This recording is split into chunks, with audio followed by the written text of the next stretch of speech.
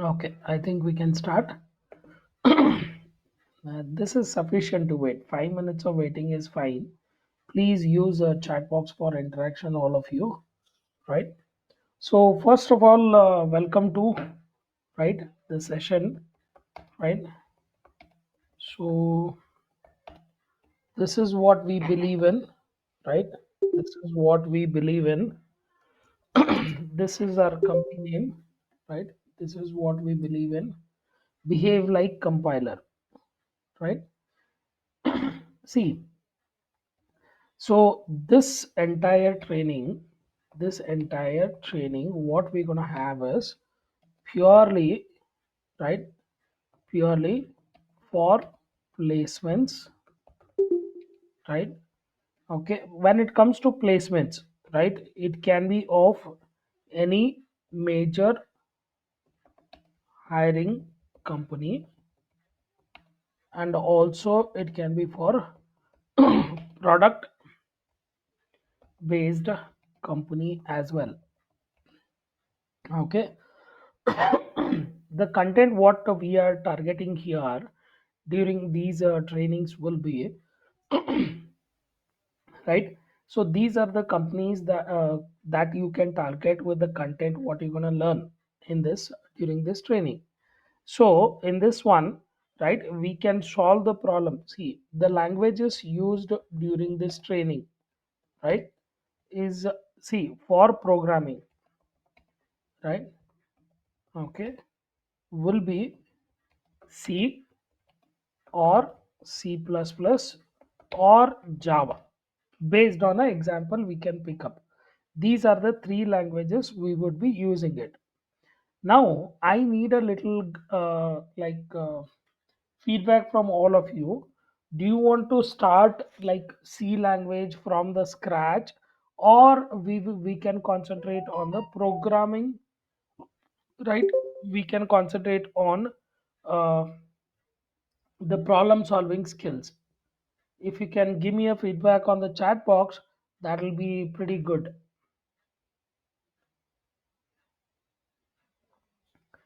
So if you want to have the complete like C language as the base first, or only the like, let's concentrate on problem solving.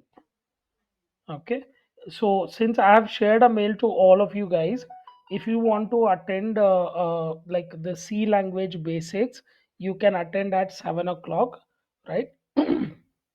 There we are going with only what you call uh, basics of that language. We are not concentrating too much on problem solving there, only the basics at 7 o'clock, and at 9 o'clock we are concentrating on problem solving skills.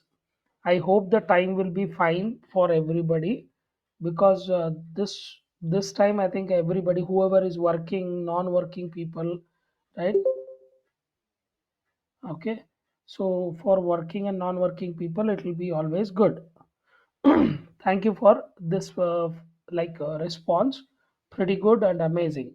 So to solve the problems, we can use either C or C++ or Java. Now, for in the beginning, I would be comparing a few examples in C, few examples in one example in C as well as in C++ or in Java, any one, right? Object oriented, we'll choose only one. Okay, we can choose any one and we can solve the problems. Okay, now let us concentrate on, right, what we will be doing for, right, our entire training. So let us concentrate on that, right? So first of all, right, the topic that all of you guys have to be pretty much good is first topic that everybody should be good is arrays, right? So arrays is one topic that mandatorily nowadays every company is asking the student should be aware about those things, right? Problems based on arrays, the students must be aware about those things.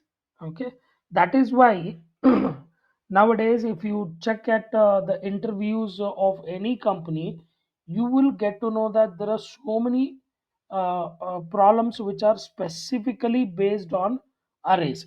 They are specifically based on arrays. Now now let's start with what are the right techniques, right, to learn in array topic. Okay, what are the techniques that you have to learn in array topic, right? So first one would be, right, sliding window problems, right? Sliding window problems. Okay, this is the one technique which is very essential that every student must know if they are willing to solve the problems. Okay, now the second technique would be hashing technique, right? So basically, hash maps is a technique, hash maps or hash set, right? So basically, it is used for achieving a constant time, right? Searching for something in a fixed time. Basically, hashing is used for searching or lookup. We call it as lookup in a constant time, in a fixed time. If you in one shot, if you want to search anything, right, so that kind of problems can be solved using this hashing technique. This is where it will help us to search for any data in a the fixed time. You don't have to traverse anything like that.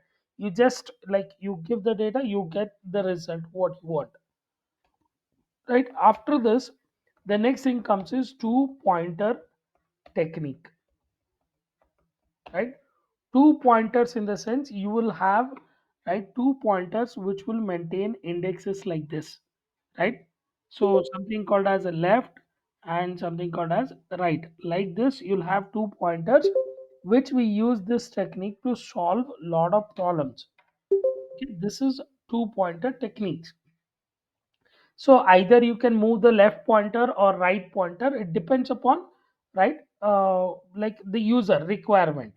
Okay. So the next right technique that you guys have to learn is bucketing. Right. The next technique that we have to, right, use is bucketing. Basically, this is a space optimization technique. This is a space optimization technique. Okay, so that you can save a lot of space when it comes to array based problems, right? And there are certain other things also like sorting, right? Sorting problems, the better approaches of sorting that we need to concentrate.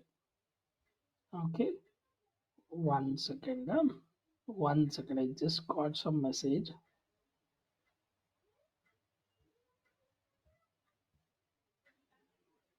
Okay,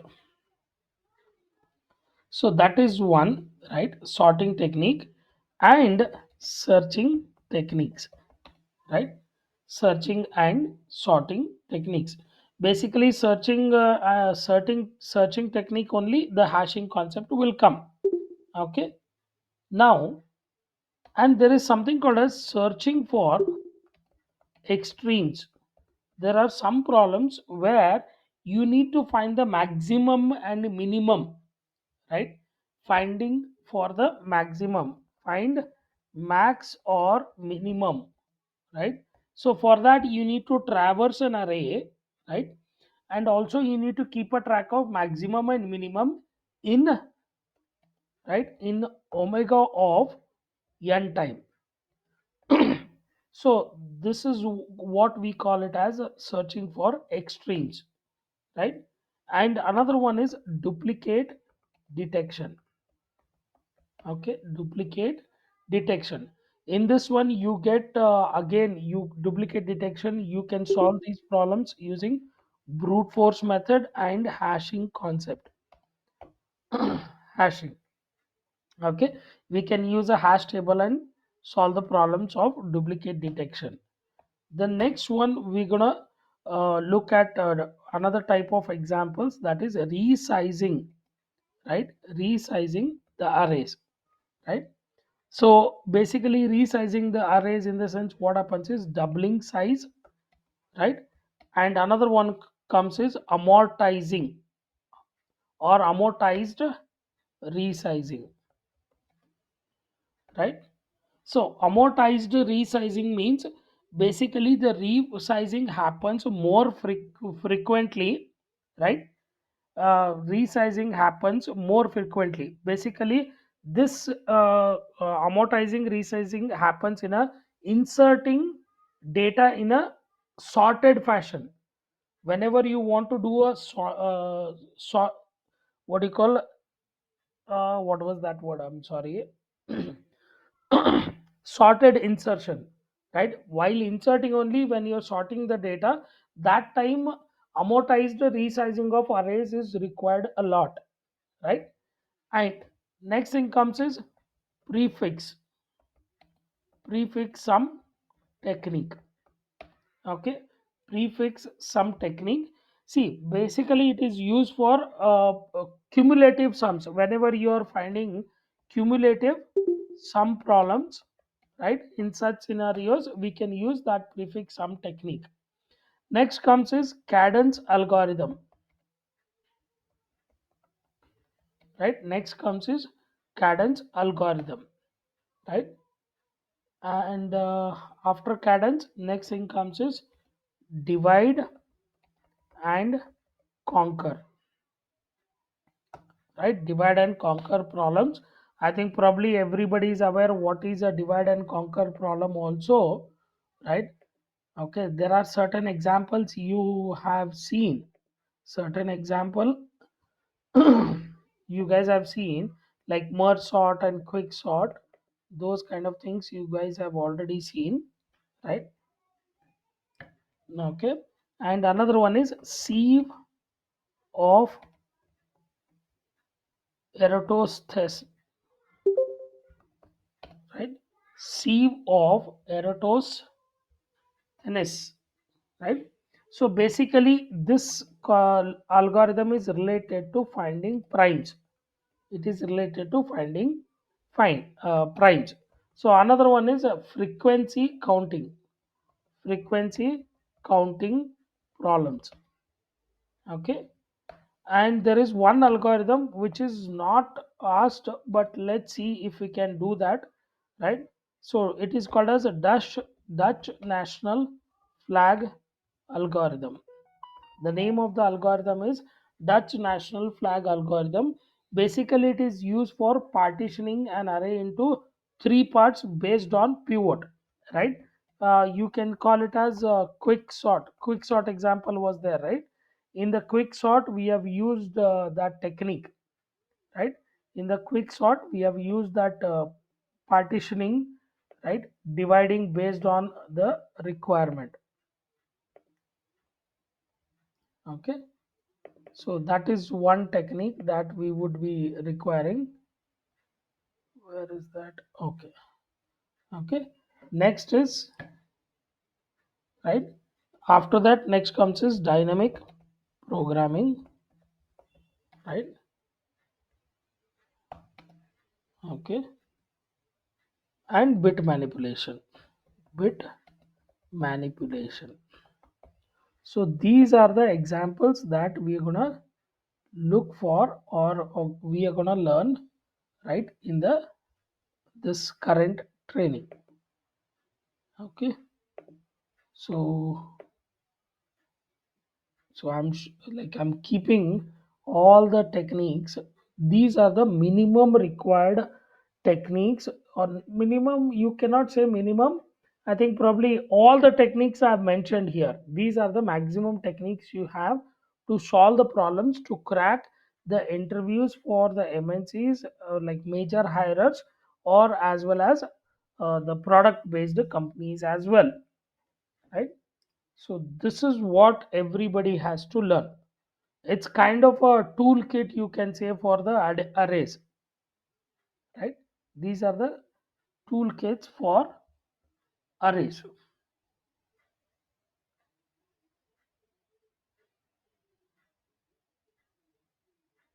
So we'll keep this thing, we will save it. Okay, Now, can we start with the first one? Can we start with the first one? Yes. Okay, pretty good. Now, let's start with something called as sliding window problems. Okay, we'll start with something called as sliding window problems, or we can call it as sliding window technique. Okay,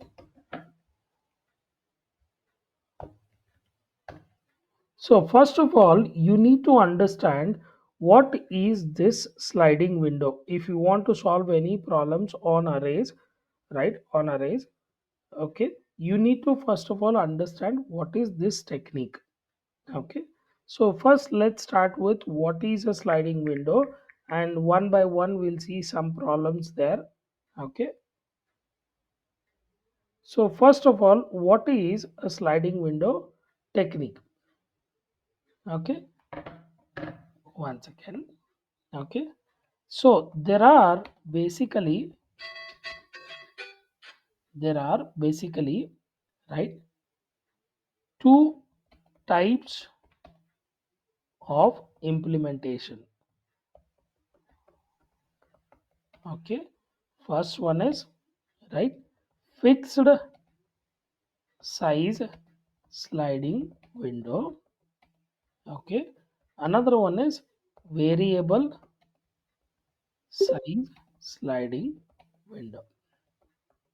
Okay, now let's understand what is a fixed size sliding window. What we will do in this one, and then we will pick up one example, right? We will pick up one example, and then we'll start solving and understanding this technique. Okay, so what are the general steps for solving, right? Okay, general steps for solving problems or questions. Okay, so the first step is, okay, first step is find the size of window required, right? Let's say it is k.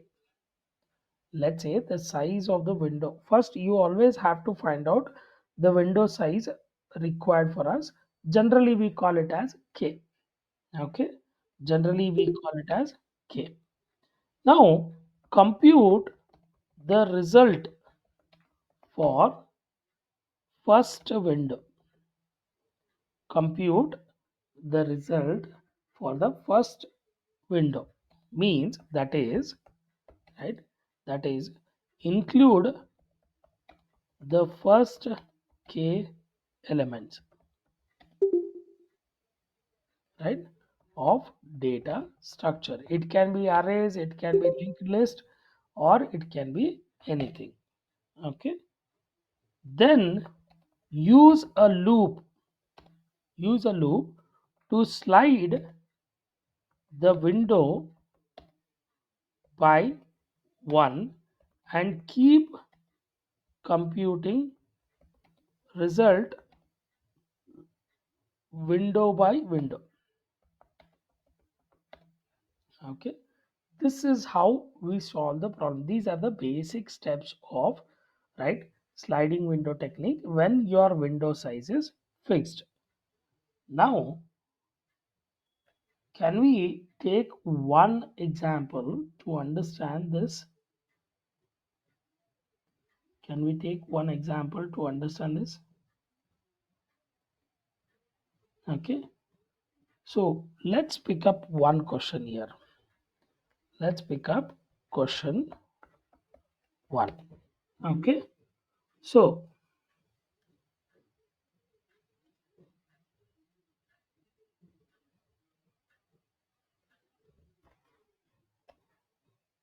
find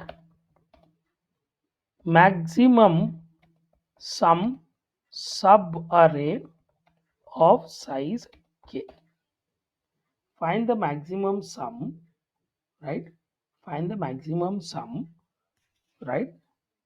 Maximum sum subarray of size k. For example, like let's take a sample input, right? Let us take a sample input and understand this. So let's say the array be, okay, 5 comma 2 comma minus 1 comma 0 comma 3. So these are the array elements. These are the array elements, and the window size we will take it as 3, and here the number of elements is equal to 5. Okay, so these are the data we are taking. Okay, so let us go to the right writing pad. One second.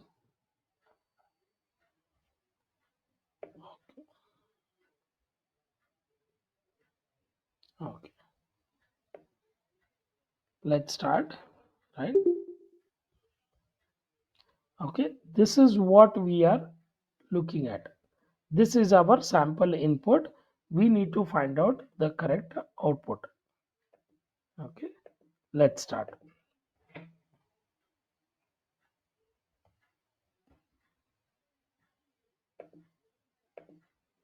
Okay, so first let us take, right, the array in the pictorial representation.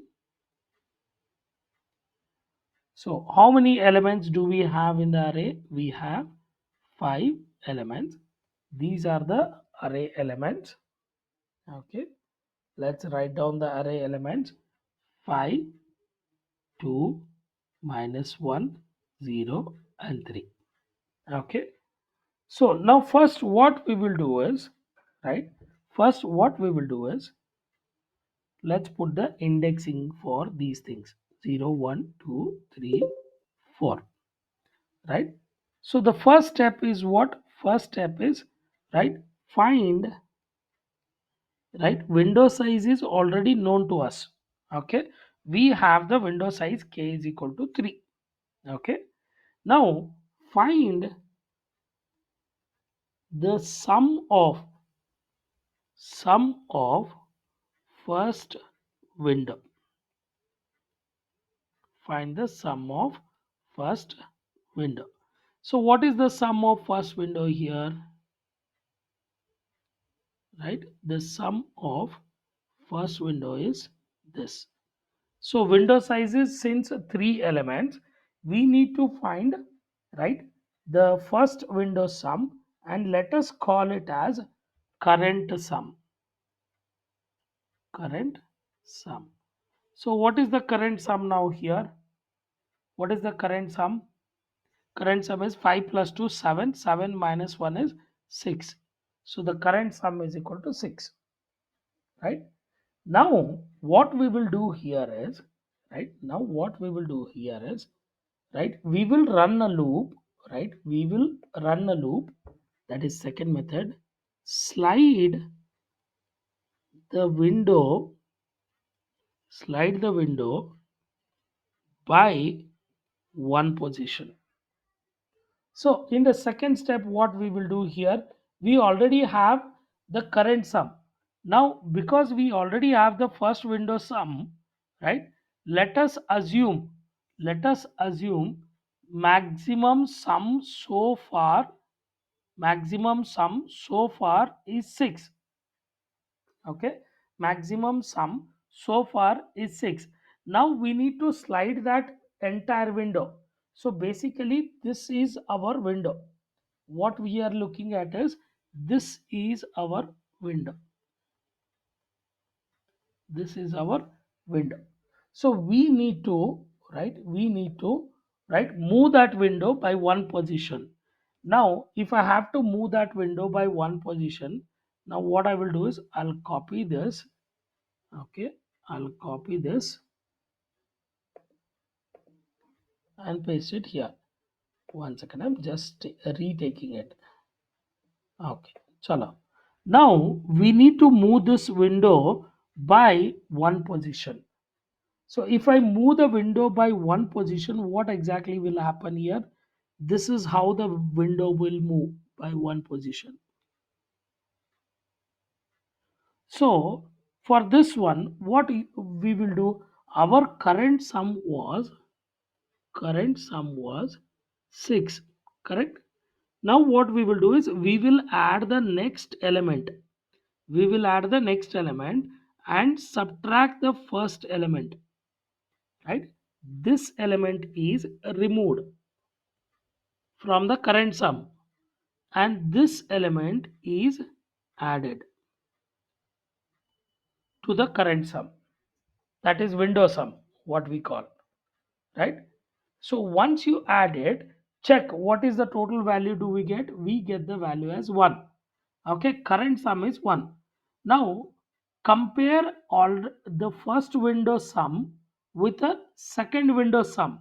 Which one is bigger? You assume it as the maximum window size. Okay, are you getting my point? Okay, are you understanding? Are you understanding? Okay, great, great, great. Now again, how long we should keep on doing this? How long we should keep on doing it? Right now, right now, again I can move it because there is one more element. I can move the window by one more time, right? I can move the window by one more time, right? So let's see here if I can get that. Okay, one second. Now I need to move that window by one more position. So what we will do now? Now, right, we will find the sum of the last window. This is the sum of last window. So current sum is how much now? Current sum is, right, it is 1. Now we will remove this element will be removed from this element will be removed from current sum and the next element will be added. Next element will be added in the window so that the current sum will become how much it becomes? It becomes 2. Now compare the current sum with the maximum sum which we are keeping a track. Maximum sum. So far the maximum sum which we have got is 6 only. Correct? So far the maximum sum we have got is 6. This is called as sliding window technique. Right? This is called as, so I will every time I will keep on comparing. Every time compare, right, max sum and current sum. Okay, compare max sum and current sum. Every time you generate a new window size, sorry, new window sum or new current sum, you need to compare these two and keep a track of keep a track of keep a track of here keep a track of maximum sum. This is called as sliding window technique. One example, that is finding a subarray with a maximum sum. Now can we start with the implementation? Can we start with the implementation? Okay, we'll start now with the implementation, assuming everybody is done. Now should I use a C language or C++ or Java? We can do it in any one language, that is all fine. Chalo, let's do it in Java. Okay, majority is a C. Okay, let's do it in C, not a problem. Okay, Somebody's name is Alvas. Please, dear students, please give your name as a profile while logging in. So it becomes for me easy to interact with you. Okay. Now, chalo, we will do it using C as well as Java or C++. We'll do all the three now. Let's see. I'm using one online compiler, that is gdbonline.com, right, or onlinegdb.com. So we are using this like compiler. So you can select any compiler you want here. So one is a C language, C++, C++ 14, and so on, Java, Python, Ruby, COBOL, everything is there in this one. You can use any one. Now what we will do is, let us declare, right, an array and initialize it, pre-initialize it with, right, some elements. Let's choose whatever elements we have given. 5, 2, minus 1, 5, 2, minus 1, 0, and 3. These are the five elements we had given. Okay. Now int n is equal to 5, comma k is equal to 3. So these are the, right, in basic input which we have, right. Now what we will do is, we will go towards, right, we will call a function, right, printf, right, maximum sum is percentage d double quote comma, right, max sum. Let us create a user defined function called as max sum. Okay, called as max sum, and we will pass, right, three parameters here. One is array, right, and number of elements, and the window size. These are the three parameters we are passing. These are the three parameters that we are passing to a function called as max sum. This function will return, right, this function will return an integer value, right. So this function, once again I'll write down a comment here. Max sum function finds maximum subarray sum with size k. Okay, so return type of the function is int. Return type of the function is integer. Okay, return type of the function is integer. And okay, now the name of the function is max sum. So there are three parameters: int arr, comma int n, comma int k. So k indicates window size. Now first base condition,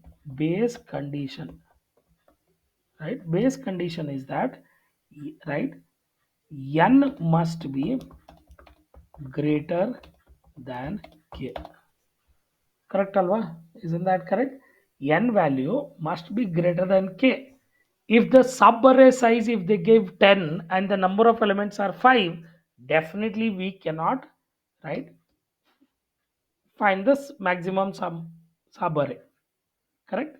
So check the base case as, if n less than or equal to k, right, what we can do is printf, right, printf invalid, right, and return minus 1. Basically minus 1 is considered as dummy value. Okay, so this is the base condition. If this condition fails, then we need to start finding the maximum sum. Okay, so I need to declare one variable called as max sum, initially kept as 0. Okay, initially kept as 0. So next step is what? Next step is what here, right? Find first window sum. So first window sum is how much? For I is equal to 0, I less than k, I plus plus. So you need to add the first k elements. Now if you look at that image, one second, if you look at the image, the first three elements we are adding because the k value is 3. The first three elements we are adding because the k value is 3. Okay. Now, so here, right, max sum is equal to max sum plus ARR of I. One by one element you will add it to the maximum sum. Okay, you will add it to maximum sum. So now we have got the first window sum. We have got the first window sum, right? Now compute for the remaining windows. Now what is our job, right? Compute for the remaining windows, remaining window index. Now can you see here, can you see that remaining window index starts from index k, right? See, first three elements you have added, the next element I have to add is index is equal to k value only. So I need to traverse from starting from here till end of the array. So next remaining elements, traverse the remaining elements. So for I is equal to k, we need to start it from k because that is the next element we have to add it to window. Okay. So, right, I is equal to k, and before doing that I need to declare one variable called as int current sum is equal to max sum, because this is the first window sum, right? This is the first window sum which I've calculated. I'm storing it as current sum, or if you don't want current sum, we can keep it as window sum also. Since in the image I have taken it as current sum, I'll keep it this way. For next example, we can change it. Okay. Now, till where I have to go? Till the last element and I plus plus.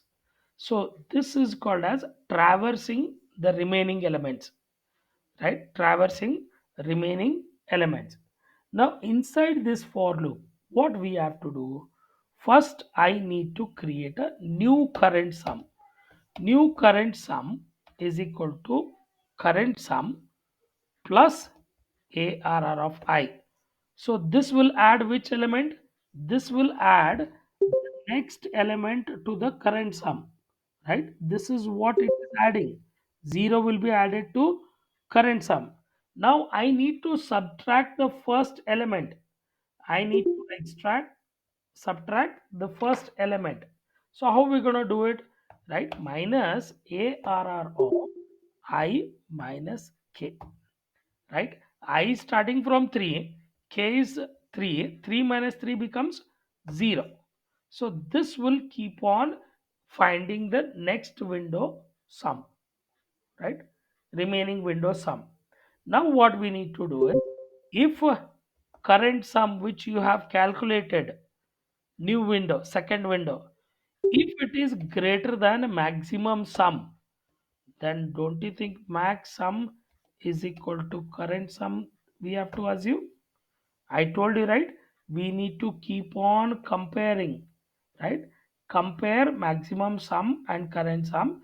Keep a track of maximum sum, right? So that is what we are doing it. Once you come out of this loop, return, right? Return max sum. That's it. Now can we check the result of this? Let's see if we get the correct answer or not. So I variable is not declared. Okay, let's declare that I variable. So are we getting a maximum sum as 6?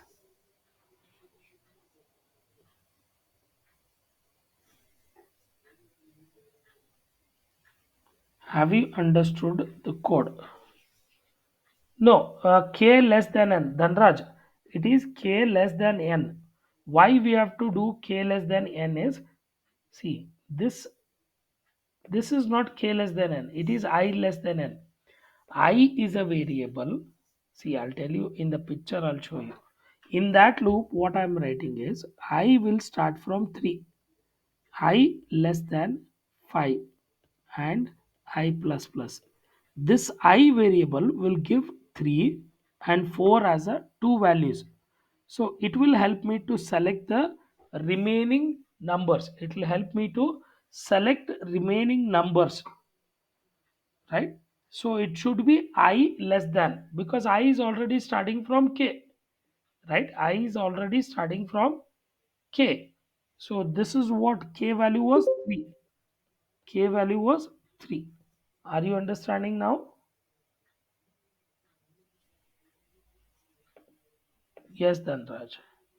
Line number 7, sir. Okay, let me check line number 7 what we have written. Okay, line number 7. N less than or equal to k. One second, there is red mark. Okay, I less than or sorry, this is n less than or equal to k. So let me tell you what exactly is happening there. Okay, suppose if my array contains, right, if my array contains, right, 1 2 3 4 5, and if I give the window size as 5. mm, So basically, we need to create a sub array. We need to create sub array. Sub array means the maximum size of sub array must be n minus 1. Then only it is called as, here n is having 5 elements. Okay, n is having 5 elements. The sub array size must be at least one less than the size of the array. Are you getting my point? So when the subarray size and the number of elements, both the size of the array and subarray size both are same, that time you cannot find a maximum subarray, because when they are same, it is nothing but an array. It cannot become a subarray.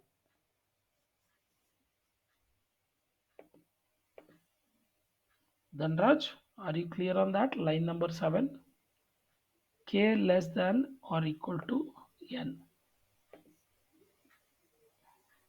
Oh, n value, oh, sorry, I have to interchange that. K less than or equal to n. I'm sorry on that. K less than or equal to, no, k must be less than n.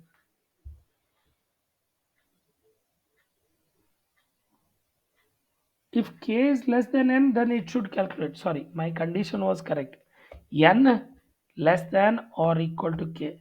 If n value is smaller or equal to k, then it is invalid. Are you getting my point? See here, if n value is equal to 5 and k is equal to 3, so n value is less than k. This is a valid, you can find a subarray. But if n value becomes 3 and k value becomes 3, you can't find. And if k value becomes greater than n, you can't find a subarray. So that is why it is n less than. Understand, if it becomes true, we are treating it as invalid. Are you clear now? Are you clear now? Yes, Dhanraj.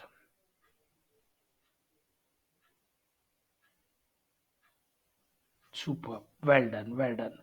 And what about everybody? Everybody, are you guys clear with this one? If you want me to share this code, I'll put it in Notepad here. I put it in Notepad.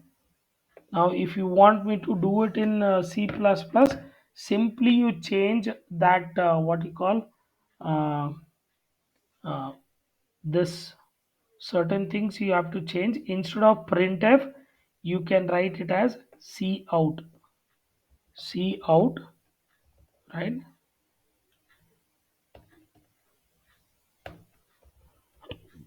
this is what happens, right? C out, right? This is a string you will print, and this is the function you're calling. This is what it prints. Okay. And is there any here one, instead of printf you will write C out, right? You will write C out, and we need IO stream header file, and using namespace std. That's it. Choose a C++ language, you run it, you got the answer. That's it. This got converted to C++. Since we are using arrays, it won't make much difference. If we were using vectors and all, then it would make a difference. Okay, then it would make a difference. If we had vectors, maps, ordered maps, unordered maps, then it would make a slight difference, right? Because you have a lot of built-in functions which we can use it. Now, if you want it in Java, it's the same thing, right? If you want to put it in Java, put entire code. Now, what you have to do is you remove this, right? Okay, create a class here, class called as BLC, right? Class called as BLC. Now, you can change the language to Java, put entire code inside this. One second, I'll just shift these things. Okay. Okay. Now this main becomes public static, right? Public static void main, and remove this return 0. Remove this return 0. Now what you have to do is, right? You just have to print a message here. Oh, this doesn't. System dot out dot println, right? Inside this you write down the function, you call the function inside that, right? And where all we have to make changes, one more place, instead of this one you can write it as system dot out dot print ln, inside this print invalid. So here this function must be static. It's better to keep it as static. Memory allocation should happen, right? So you run it in Java. Okay, what happened? Oh, sorry, line number 38. No, I just what happened? Load main. Oh, sorry. Class name should be main, because the file name is main.java here. So the class name must be main. Main method not found in class main. Please define the main method as public. I missed argument. Sorry, I missed argument here. String argument I missed. Okay, chalo. This is what happens when you keep shifting the languages. So this is the answer. So we have done it in Java also, in C++ also. I'll keep changing whenever you request, right? Solution in Java. Okay.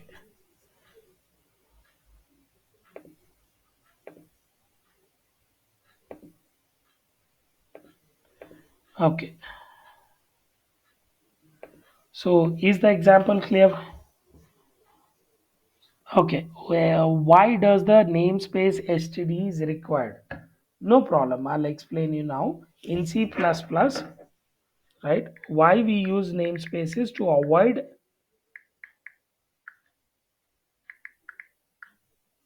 okay, basically we use namespace std, right? It's actually a standard form. We use it in shorter shortcut. One second, I'll write down here. Why namespace std in C++. Why it is required? See, there are a lot of built-in classes present. There are a lot of built-in classes present, and also there are a lot of built-in functions are also present. Now the reason is, right, the main reason is we should not have that variable conflict, right? Variable conflict should not come. That is the reason, right, we write it as a namespace std. Consider the standard variables, function names. The naming conflict should not come. For example, in a same house, if two people called as Vishal are present, if I come and shout Vishal, don't you think people will get confused which Vishal I'm calling? So, because of that reason, what happens is, right, every time we use the identifier defined inside the namespace in another scope. So, what happens is all library, right, all library, right, scopes, all library scopes means all library functions, classes, right, classes and variables, predefined one, right? The scope of, right, scope of these must be defined in program. So where exactly these built-in things are present? They are present in, right, standard form, standard library. They are present in standard library. So shortcut for this is, right, std, right? Now what happens is, if you want to write a cout statement in C++, like for example hello, now assume that I have not written using namespace std, but compiler will not recognize this cout.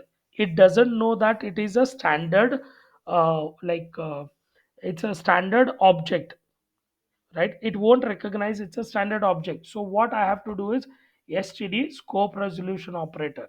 So this needs to be referenced every time when you are using any built-in object, built-in methods, or built-in class, or built-in variables, right? So the major issue comes is I am very lazy in typing. So instead of doing this for every statement, what we will do is, in short, we will write it as using namespace std. We will write this once so that the automatically compiler will look for all those cout, scene, all built-in objects, class, everything. It will look for the standard libraries. That is why we write it. Are you clear on that, buddy? Sanjana? Okay. Now, to all the students, I want to share something here, right? So that you can get this content, what we are doing. Okay. There is a Telegram group we have created. Okay. On the name of BLC.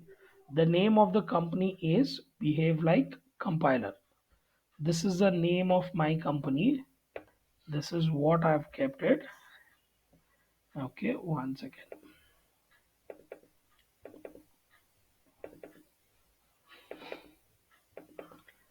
This is the name of the company, Behave Like Compiler.